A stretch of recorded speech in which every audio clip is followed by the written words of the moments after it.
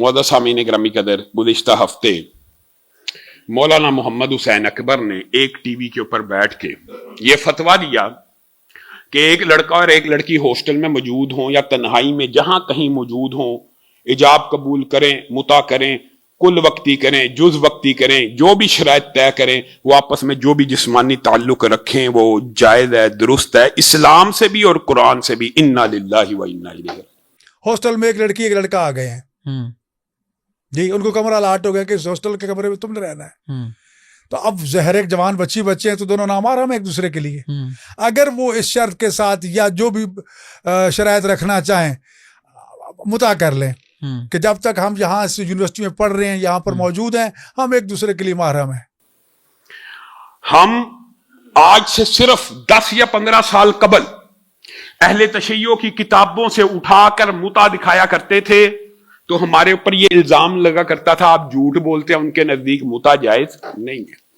अब शिया उलमा एलानिया national media के ऊपर आके निकाह मुता को डिफेंड कर रहे हैं और निकाह मुता को माअज़ल्लाह अल्लाह की तरफ मंसूब कर रहे हैं। और जो आयत फमस्तमतातुम बिही मिनहुन्ना वाली निकाह की आयत है महर देने की, उसको निकाह मुता की आयत बना दी।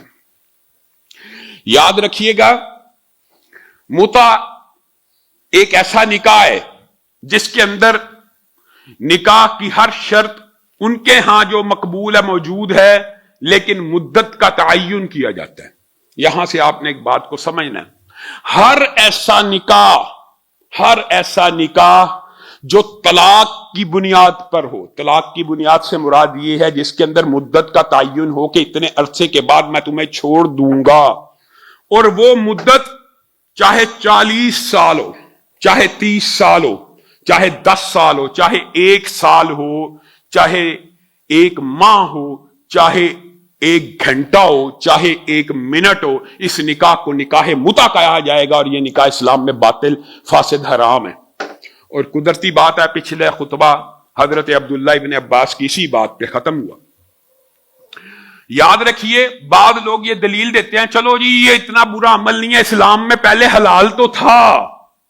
याद रखिएगा, ये बात भी मुगालता और गलत है। इस्लाम आया, कुछ चीजें मुआशरे में मौजूद थी, इस्लाम ने आहिस्ता आहिस्ता आहिस्ता आहिस्ता उनको रोका। ये वही बात है अगर कहा जाए कि शराब पीने में कोई हर्ज नहीं है कि इस्लाम में पहले हलाल थी, ये वही बात है।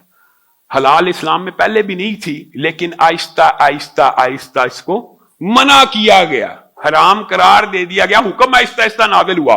हैबर की जो हदीस है उसके अंदर यह बात वाज़ेह तौर पे मौजूद है कि सहाबा ने घरेलू गधे के गोश्त को हंडियों में पका लिया था, पका चुके थे, सालन तैयार हो चुका था, तो अल्लाह ताला ने मुता और घरेलू गधे की हुर्मत नाज़िल की। रसूलुल्लाह सल्लल्लाहु अलैहि वसल्लम ने खड़े हुए खुतबा देके कहा आज के बाद घरेलू गधे के गोश्त को हराम कर दिया गया, आज के बाद मुता को हराम कर दिया गया।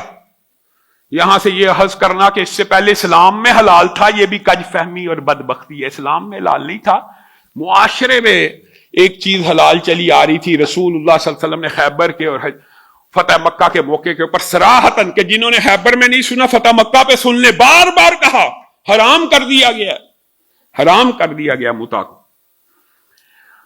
अब सहाबा का तर्ज अमल क्या था? जिस वक्त रसूलुल्लाह सल्लल्लाहु अलैहि वसल्लम ने कहा कि घरेलू गधे के गोश्त को और मुता को हराम कर दिया गया, सहाबा हंडिया पका चुके हुए थे, खाने के लिए तैयार थे, लुकमे उठा चुके हुए थे, हंडियों को उल्टा दिया और घरेलू गधे के गोश्त को बहा दिया। घरेलू गधा, उसके अंदर हुर्मत की कोई दलील मौजूद नहीं है सिवाय हदीस रसूल के, क्योंकि उसके सारे दांत सीधे हैं और सिर्फ जीनाब हराम है इस्लाम में, जिनके ये 2 कार्निवोरस, 2 कैनाइन टीथ हो, नुकीले दांत हो, सिर्फ वो जानवर इस्लाम में हराम है, चरने वाले, जमीन की पुष्ट के ऊपर फिरने वाले, जिनके 2 नुकीले दांत हों और वो गोश्त हो रहा हो। गधा गोश्त हो रहा, चरने वाला जानवर है, कैसे हराम है? इस हदीस की वजह से। और मुता भी हराम है। और याद रखिए, हर वो निकाह, इससे मुराद आगे से लोगों ने बातें की हुई है, अब जी भाभी जी मुता को حرام کہتے ہیں جی، خود مسیار کو حلال سمجھتے ہیں. یہ مسئلہ بھی سمجھ لیجیے. مسیار بھی اگر اس بنیاد پہ ہو کہ میں نے نکاح کر کے 5 سال بعد چھوڑ دینا حرام ہے، یہ بھی متعی ہے. مسیار کا مطلب یہ ہوتا ہے کہ میاں بیوی کا آپس میں اتفاق ہو جائے کہ میں تجھے اتنا خرچہ دے سکتا ہوں، اتنا وقت دے سکتا ہوں، تجھے قبول ہے؟ بیوی کے ٹھیک ہے، اگر آپ اتنا ہی خرچہ دے سکتے ہیں، اتنا ہی وقت دے سکتے ہیں، مجھے قبول ہے. خاوند کے کہ اس کے بدلے میں آپ سے کھانے کا تقاضا نہیں کرتا، میں آپ سے کپڑے دھونے کا تقاضا نہیں کرتا، اپنے والدین کی خدمت کا تقاضا. اس کو مسیار کہتے ہیں کہ حقوق و فرائض میں سے کوئی چیز کو چھوڑ دیا جائے آسانی کے لیے.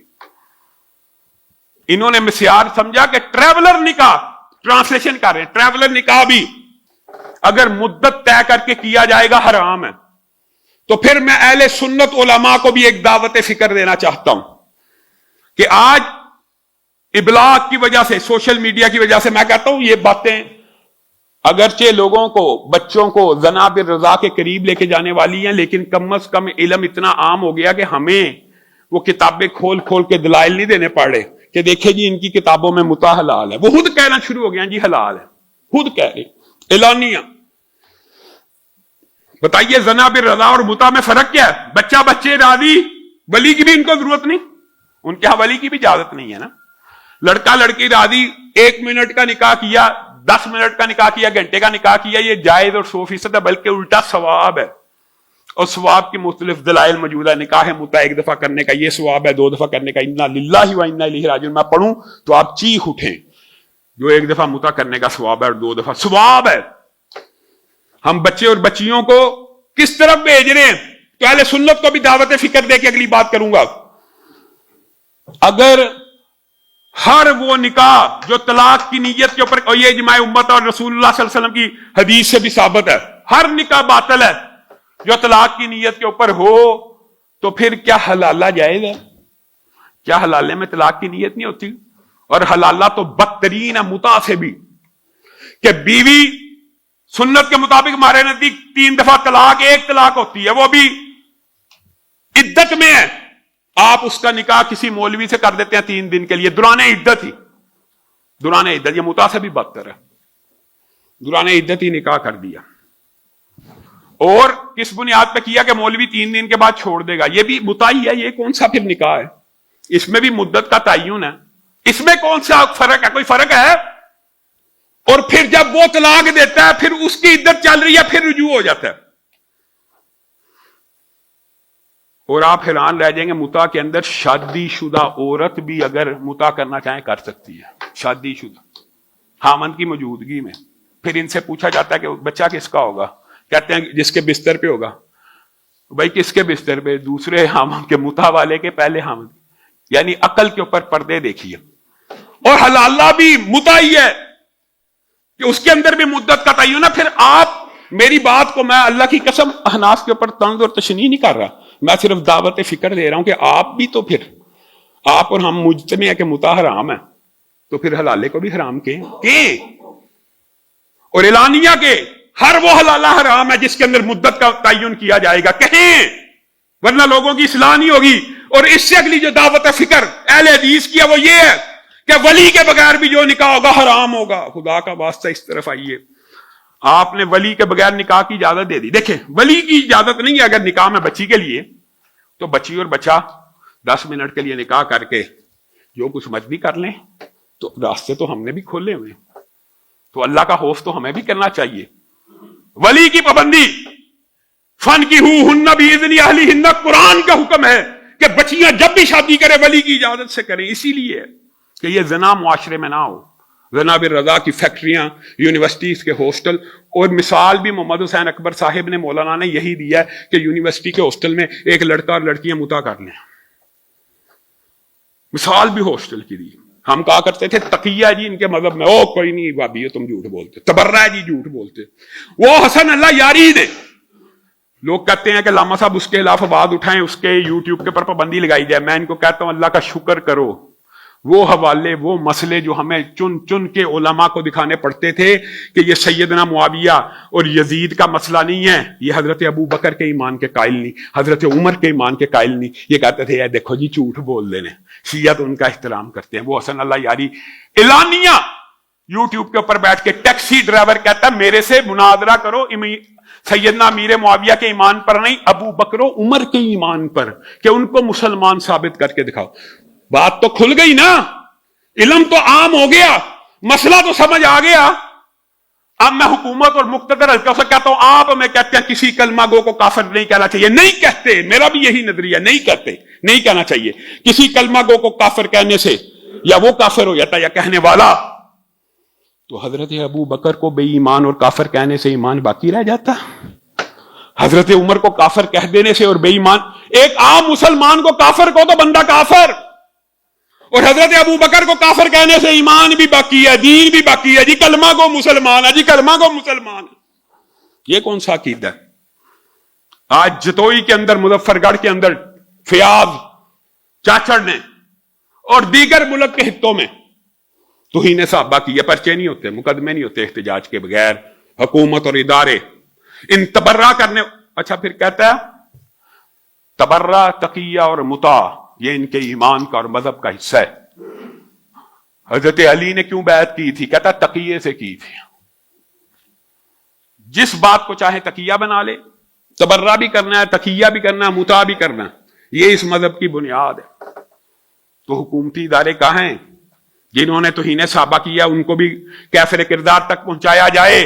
اور میں میاں داؤد صاحب جو وکیل ہیں ان کی تحریک کو بھی سیکنڈ کرتا ہوں، جو انہوں نے شوکت بصرہ کے خلاف شروع کی ہے کہ اس نے بھی ایک صحابی رسول، ایک صحابیہ کی توہین کیا، اس کے خلاف بھی مقدمہ درج ہونا چاہیے۔ قانون حرکت میں آئے، ہم کیوں حرکت میں آئے؟ قانون حرکت میں آئے، اپنا راستہ بنائے۔ آخر میں ایک دو اعلانات ہیں بچیوں کے لیے اور بچوں کے لیے، حفظ کا شعبہ جو ہے اس میں داخلے کھلیں، اور تفسیر کی کلاس میں بھی داخلے کھلیں۔ اور دوسرا اہم اعلان ہے، انشاءاللہ کل ہفتے کے روز مغرب کی نماز کے بعد کرول میں سیرت ساقی کانفرنس ہے، لاہور کے اندر موجود ہے۔ آپ سب ساتھی اس کانفرنس میں بھی ذوق و شوق سے شرکت فرمائیں۔ سبحان ربک رب العزت عما یصفون وسلام علی المرسلین والحمد للہ رب العالمین۔